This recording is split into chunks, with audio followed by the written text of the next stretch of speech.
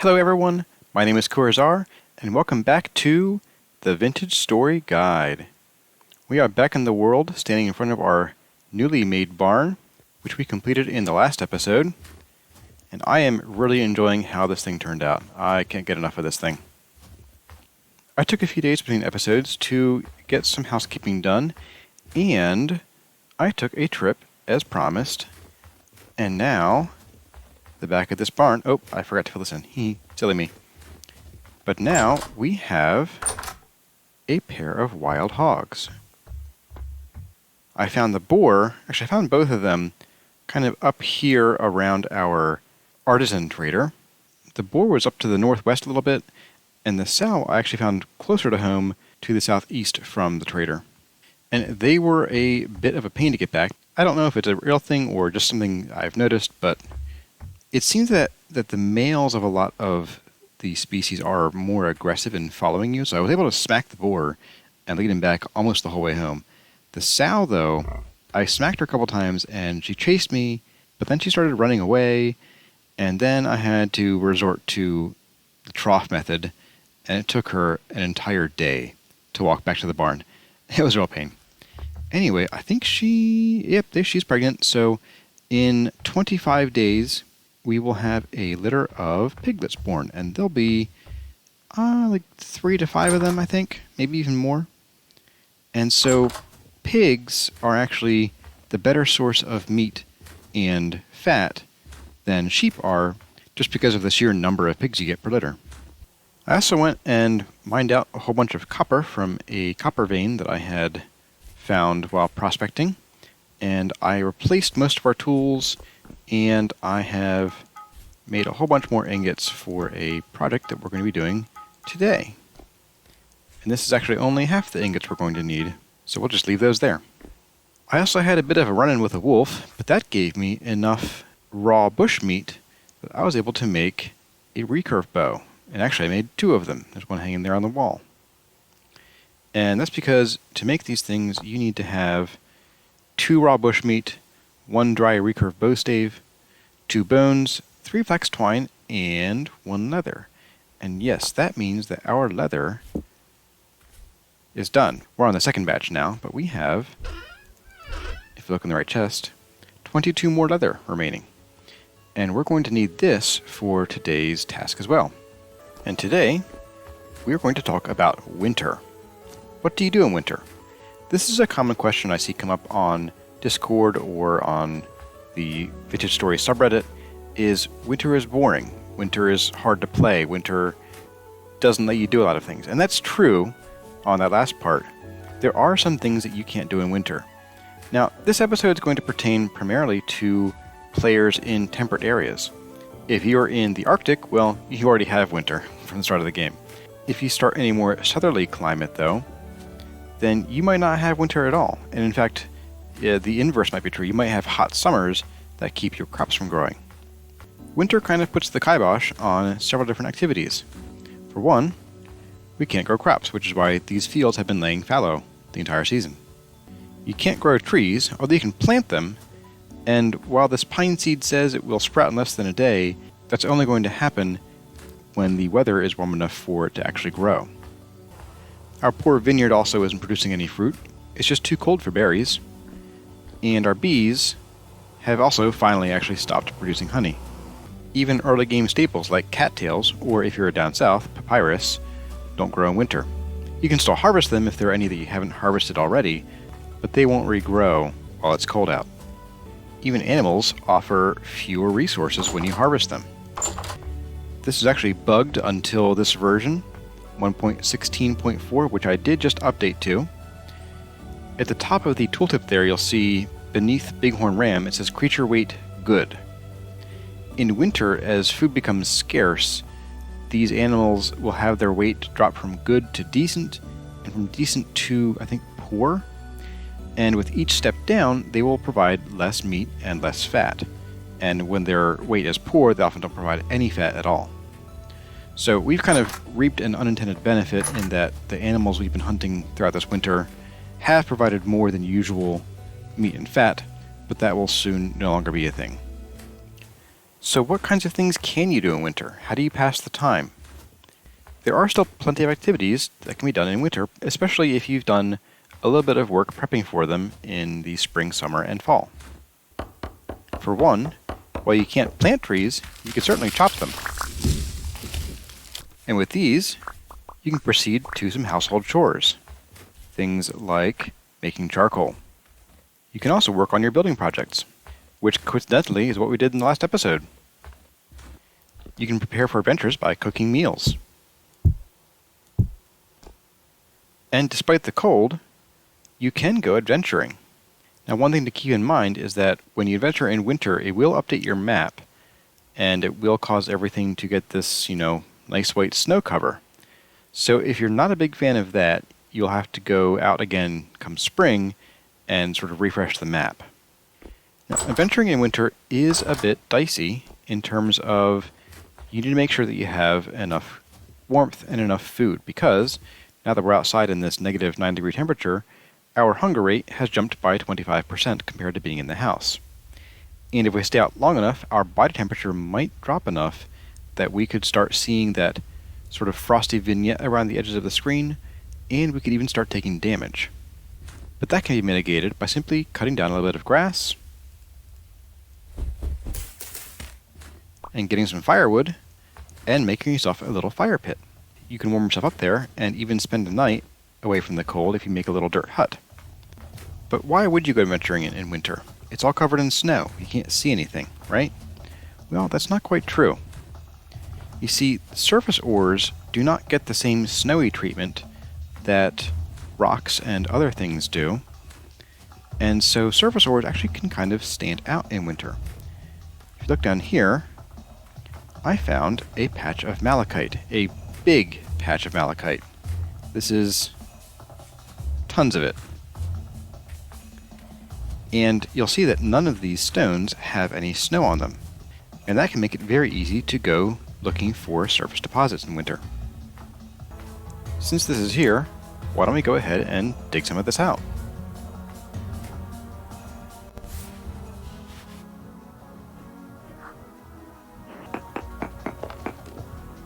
We have medium malachite in limestone.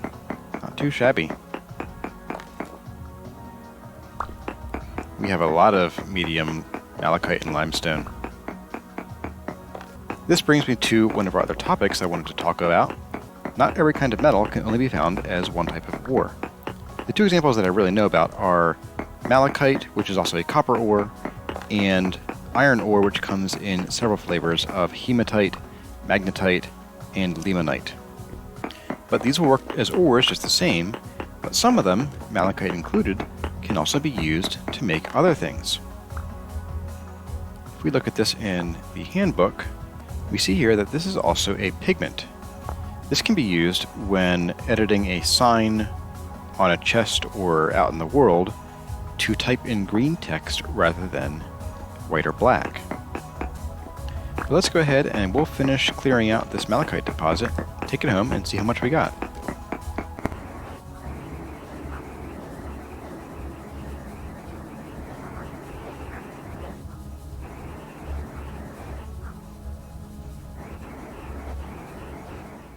I appear to have bitten off more than I can chew.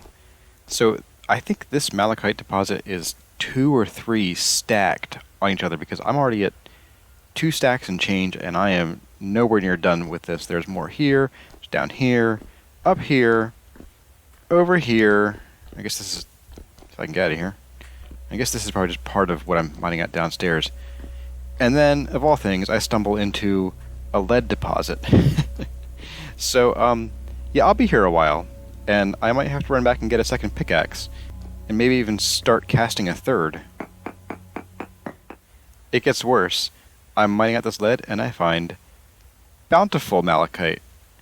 That's a completely different type of deposit than this medium stuff. We're going to be here a while. But yes, one of the other main winter activities is mining, especially if you seal off your entrance like this with a bit of dirt. Then this counts as being indoors, and now our hunger rate is at the normal 120 since I have the lantern in my hand. So we can hang out down here and not worry about freezing and mine until all our tools are nothing but nubs. We are on pickaxe number 2 now, and there is no sign of it letting up.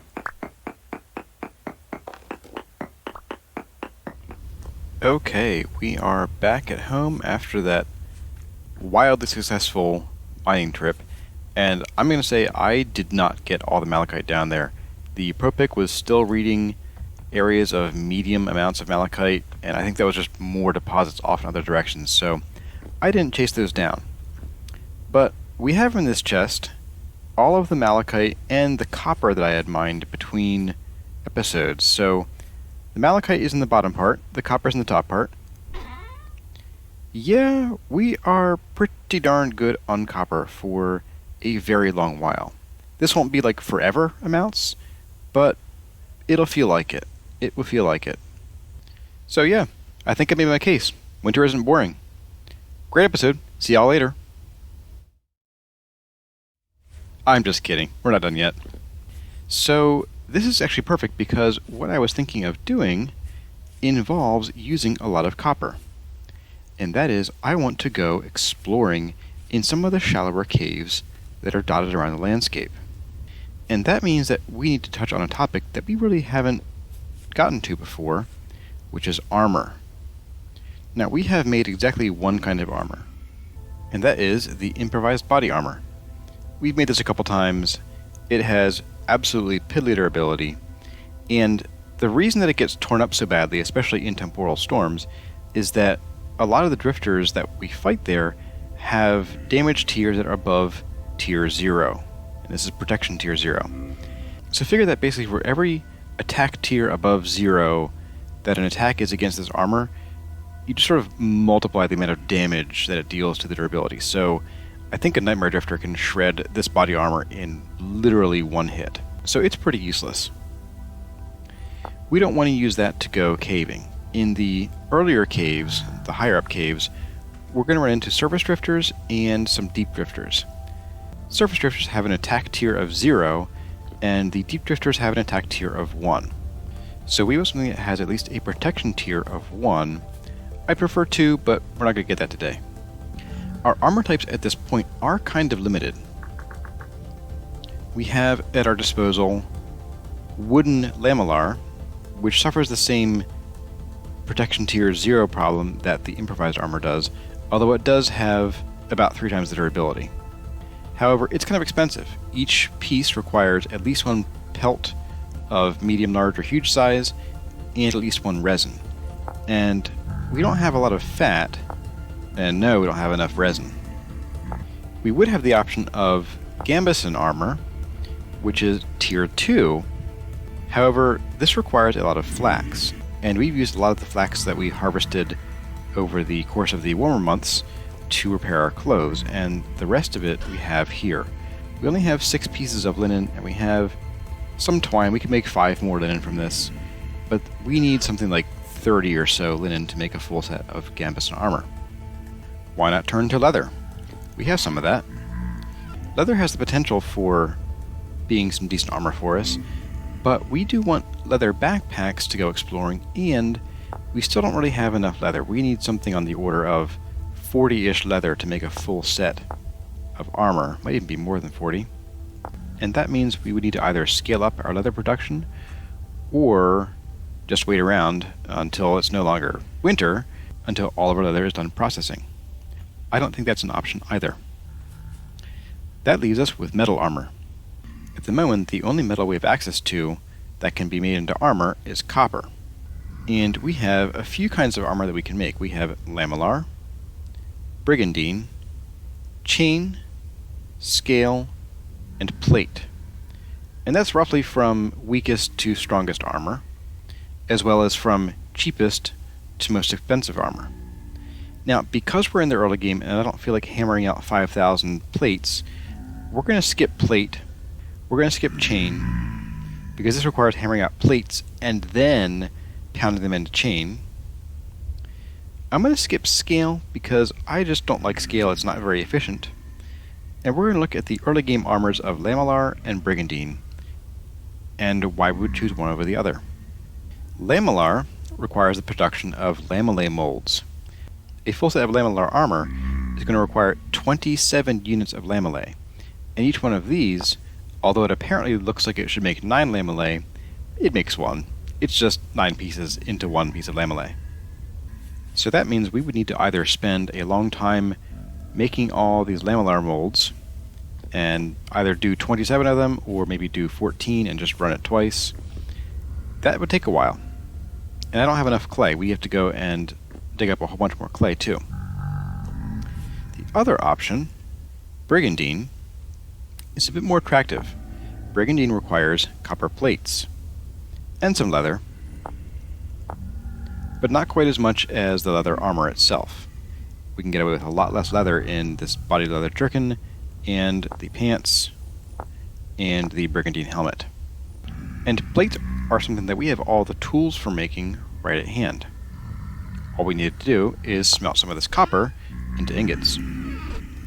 Some of the other differences to consider between Lamellar and Brigandine are that copper Lamellar has half the durability of Brigandine and significantly lower flat damage reduction. However, that is somewhat offset by a slightly lower cost of entry in terms of animal pelts by requiring only pelts rather than leather, but that does incur an additional cost of fat for making the pelts.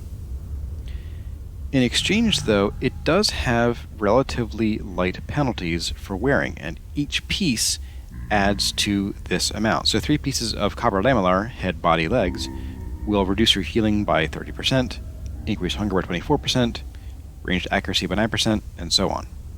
Conversely, Brigandine has 900 durability, has a lot more flat damage protection. However, it is offset in the higher cost of leather and the higher cost of penalties that you have while wearing the armor. However, given all these considerations, I think the Brigandine is going to be the way to go. One, because of the double durability, which means that each of these ingots is going to stretch out a lot farther in terms of our adventuring experience. So, I guess I'll see you guys later after I hammer out all of these plates. Oh, and I forgot to mention, the Lamellar and the Brigandine have relatively similar copper costs. The Lamellar actually has 1 more copper ingot in its construction than the Brigandine does. However, the Brigandine, since it requires hammering on an anvil, means that we will be burning through some hammers as well. So I think the Brigandine ends up losing out slightly in terms of that cost. However, the double durability more than makes up for it.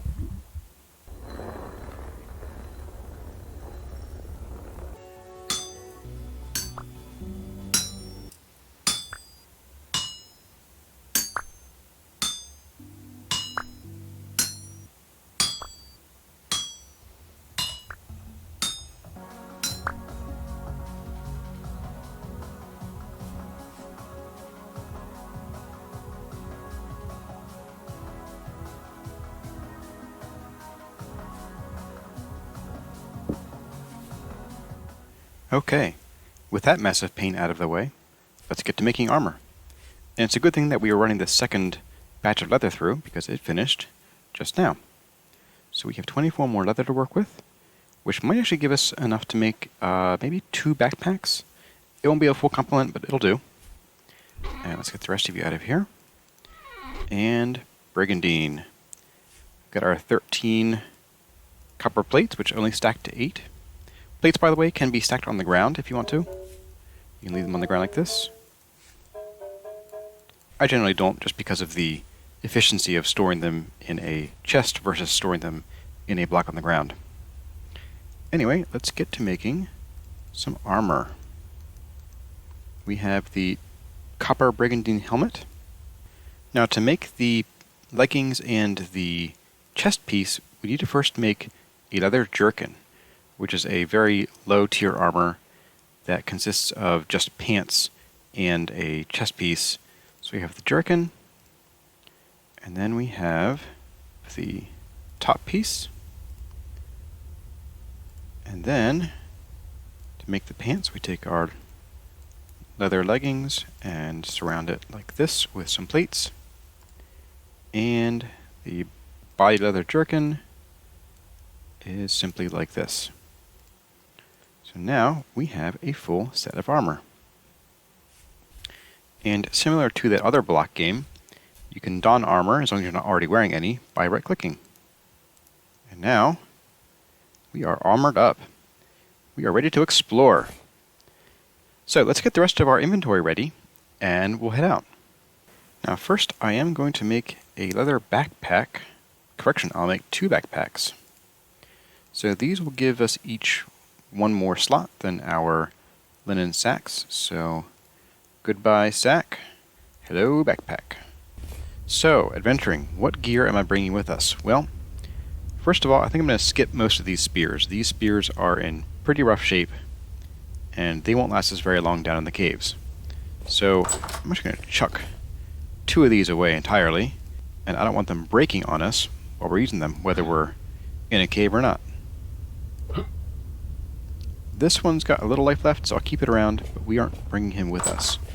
I'm going to instead pick up 2 of these spears that we made using spearheads that we panned from the bony soil, and I will leave our almost dead one behind. I am going to bring this time a copper long blade, and this will probably be our main weapon, because down in the caves you tend to be much more up close and personal with the enemies, and this will deal about 1 more hit point minus a bit of change because of our class penalty to monsters. I think it's going to be about 3.4-ish damage versus 2.8 with the copper spear if we use it in melee.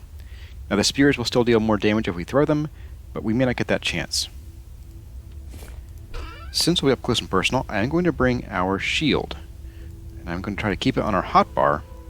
And my plan is, when we're adventuring, I want to keep the shield somewhere I can swap it with the lantern quickly, so that I can place the lantern, take the shield out, fight with it, well, fight with the sword, defend with the shield, and then still have light to see.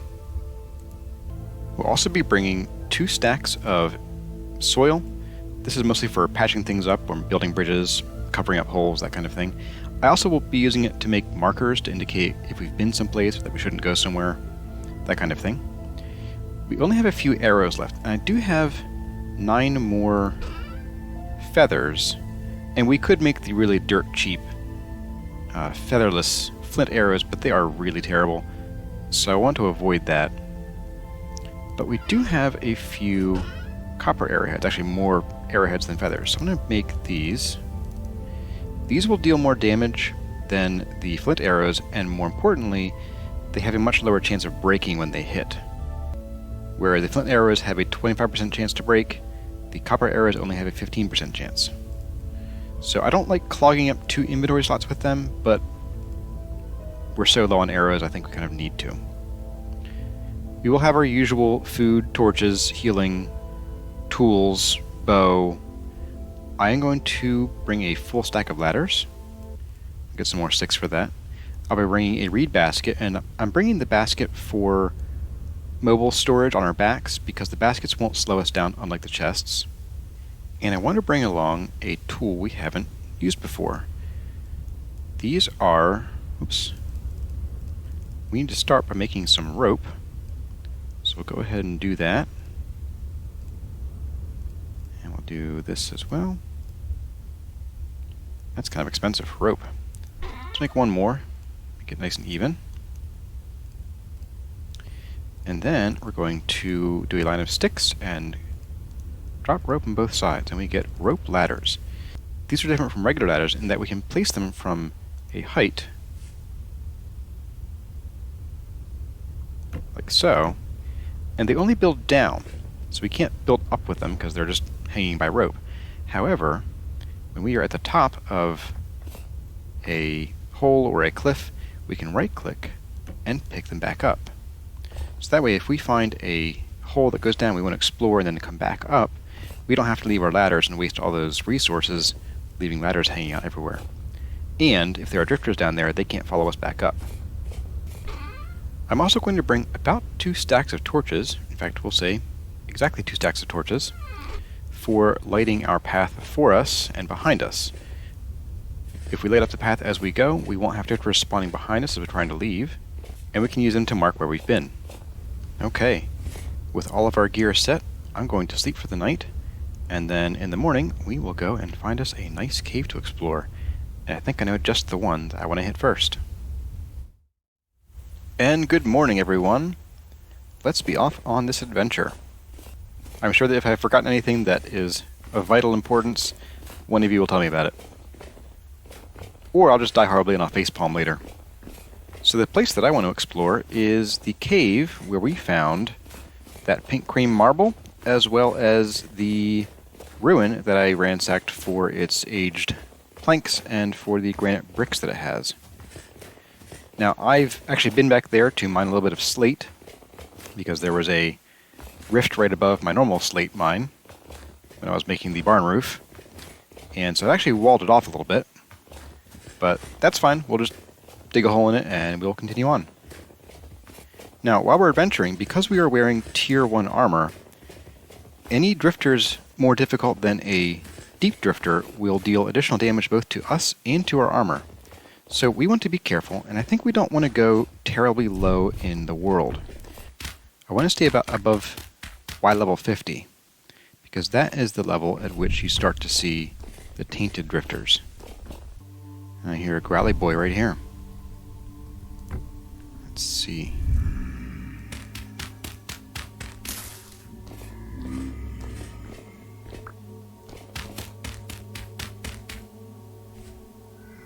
Oh, there you are, buddy. Okay. This is just one of them.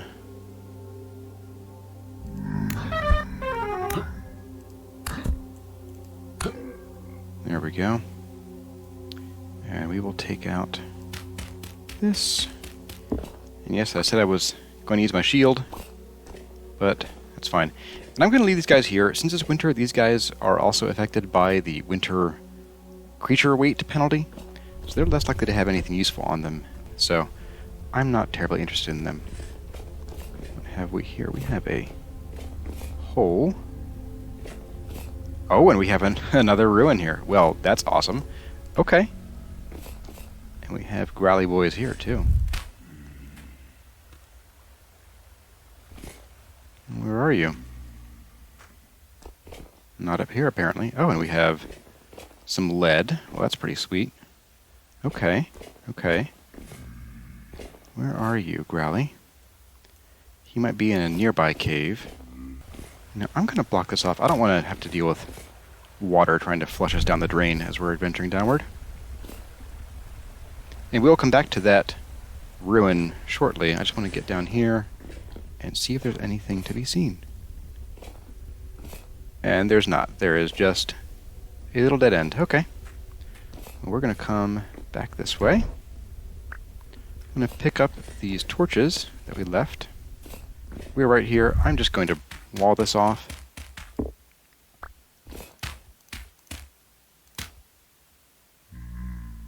And leave that so we know that we can get out that way. So what do we have here? Oh, okay. we have a little sort of safe room. Interesting. Pile of junk metal. Okay, more of that stuff. Ooh, rusty gears. I will always take money. More rusty gears. I'll take that. And you know what? I'm going to dig out the ceiling and the floor here and see if there's anything interesting above or below us. Let's go ahead and do that. Not above, I'm guessing. Okay. Anything below us? No. Okay, well this just seems to be a small little hidey hole. Maybe I'll knock out a piece of these walls. And nothing that way. Okay, so just a small little ruin with a wee bit of treasure in it. That's cool. I'll mark that for later. I'll come back and take these bricks and these planks, of course. I might just... You know, we'll bring them with us for now. Why not? Let's get this out. Just do that. And I'm going to leave these torches here for the time being. And we'll continue downward. Oh, and that's the end of the cave. Okay. Well, that was quick. A little disappointing in some respects, but the little hidey hole is kind of nice. So what we're going to do is I'm going to take a quick tippy tap with the prospecting pick because we don't have a reading for this exact square here, this exact chunk. Although we do have one for a nearby one, but still I want to have one for as many as I can. And we're going to do a density search. And not a whole lot. Some cinnabar, which is just a dye. It's a pigment, so we can actually maybe find some of that at some point. Anything near here? Nothing. Okay. Well, we're going to go ahead and pick up these torches. Since we're not going to be staying around here very long, they won't do us any good at all. And I'm unlikely to come by here in the next 2 days just to pick up a little bit of brick and wood. Okay, and I hear chickens nearby, which is a very nice sign. And we'll just block that off and head out. I have a second cave in mind that I'd like to hit, so let's go there. That cave is here, Shallow Cave. I marked it because it was a shallow cave. Might be easy to explore. Let's find out. And here we are. Onward and downward.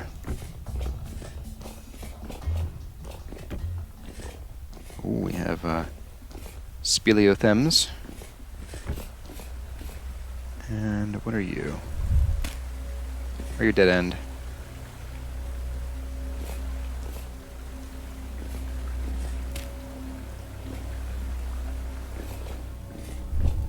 Oh, no, we're not. Okay. Oh. We're kind of a dead... Oh, my. That goes down.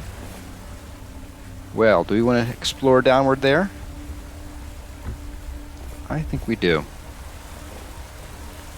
Let's use our rope ladders.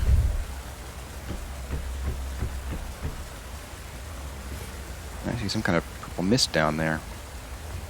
You know, I'm actually going to bridge over and just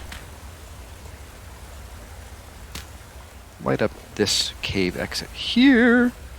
Okay, good. Whew. Yeah, we're just going to light this up so nothing falls on our heads while we're down there. There we go. Just stop that. And that. And we'll put a torch like here. And I think here. And once that water is finished flowing, I'm going to drop a torch down there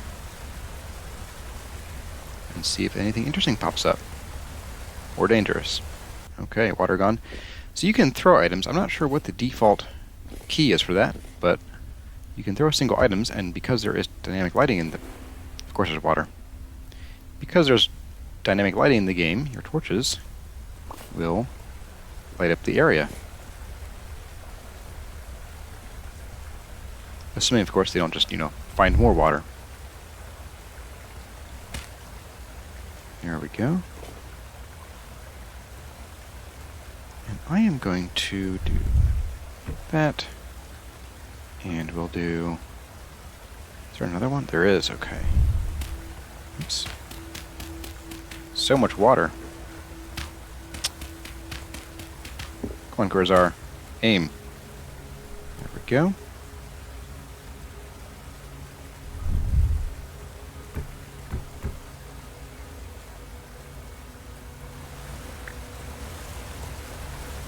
Okay, and I don't think we can quite parkour up here, so let's drop that.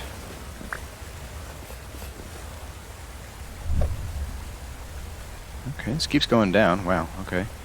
And I'm going to take a tippy tap, since we're already here. Oh, we got bismuth galore, okay. I'm starting to hear growlies. Now we're still at 76, so we're well above where the really creepy creeps show up. Let's, there we go. Okay, still nothing. What have we here? Okay, so this is something new. We have here on the walls saltpeter.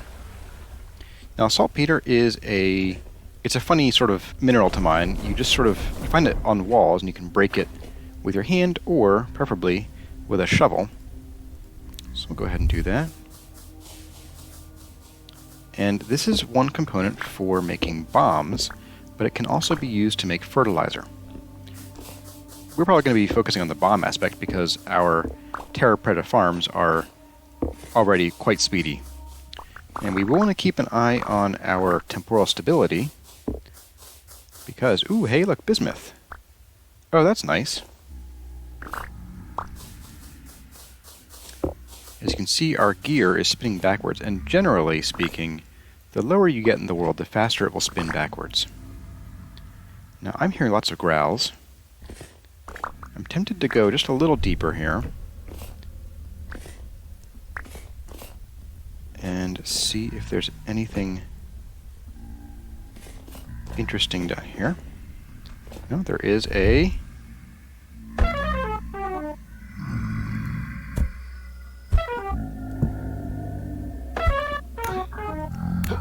Yeah, eat some copper sword, buddy.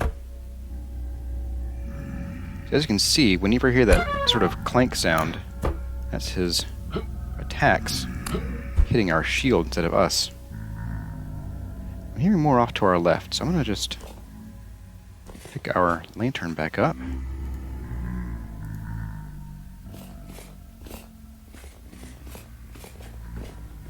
what's down here? This just goes on forever, doesn't it? Oh my, this leads to a big cave. And some kind of rock that I don't recognize. We're just going to block that off. I don't want them jumping up here. That might be... Is that... Oh, that's not rock. That's water running over rock. So, yeah, more saltpeter. Lots of tainted drifters, looks like. We're going to head back up for now after I secure the way back with some more torches. And I'm going to take up this saltpeter here at the entrance. But this cave will definitely be something we want to come back to later when we have better armor. Because what will happen is if we fight those tainted drifters and we get really locked into battle with them, they're going to deal more damage to our armor than it's going to be able to handle because of that difference in attack and defense tiers. So our copper armor won't last us nearly as long as it should. I'm going to gather up this bismuth ore and then I'll head out of here and we'll see where we're at. And also, spooky music just started. So we do want to get this and get to the surface decently quickly. We're not in any immediate danger, but we will be if we stay much longer. Okay, that seems to be everything. Let's hop our way out of here, and hopefully no drifters fall on our heads. If we've lit the place up as well as I think we have, we should be alright.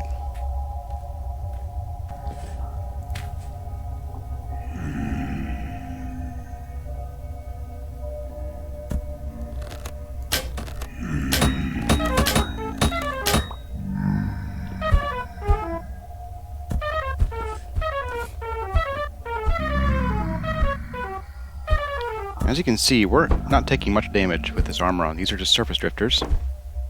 Hey, buddy. Yeah. I'm just gonna knock you. You get out of here.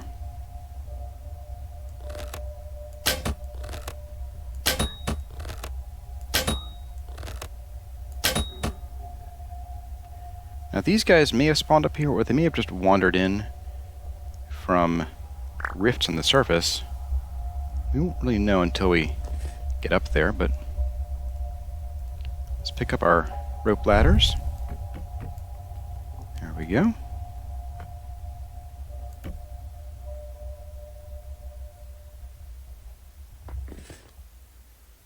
It's hard to say. And there we go. We are up. Our stability is now at least neutral for the time being. I'm going to grab our torches again. These are kind of pricey to make. I spy another drifter. Hey, buddy.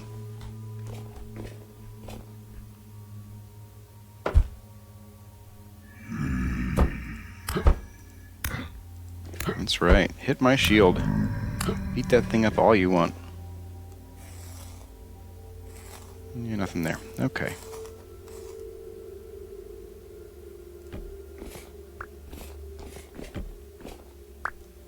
Well, let's head out of here and let's head home and let's count our spoils. Oh, hey, buddy.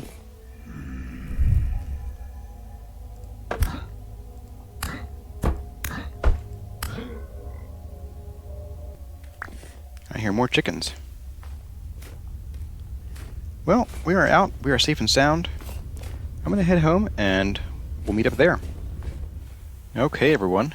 We made it home safe and sound. In one piece. Our gear a little the worst wear, but not too bad. Let's take stock of ourselves. So, we are still recovering our temporal stability. And you'll want to note that when your stability gets low, say around, I think, 5 to 10%, you'll start taking damage and eventually you'll end up dying. But also concerningly is if it's low and recovering, it's still considered low. You're not out of the woods until you're above that sort of 50% hump.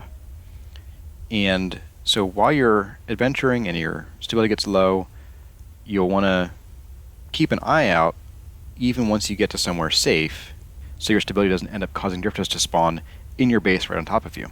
So let's see what we have here. So we got, actually, I have a basket on my back. Let's drop that real quick. So what we got from that was we have a few aged wooden planks and granite stone bricks, and we have a source for a few more of those. We got 2 stacks of saltpeter.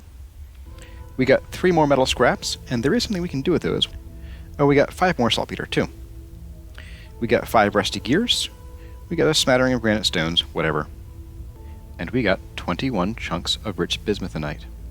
Now this, combined with the zinc that we got before, will let us get on our way to the Bronze Age.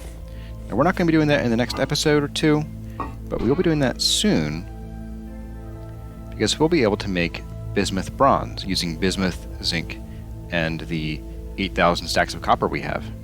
But we will cover the Bronze Age in a later episode. And it turns out we didn't need our bandages, and we actually came out with exactly as many torches as we went in, so we didn't really expend much in the way of resources. Now, our shield is a little battered, but it doesn't have a lot of durability anyway to begin with.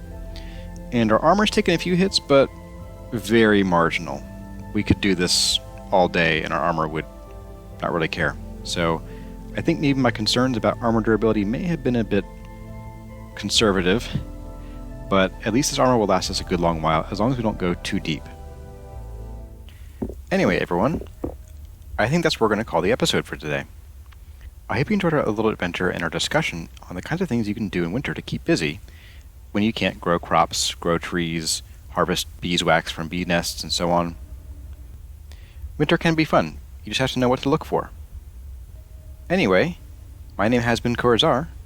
Thank y'all for watching, and I'll see you in the next one.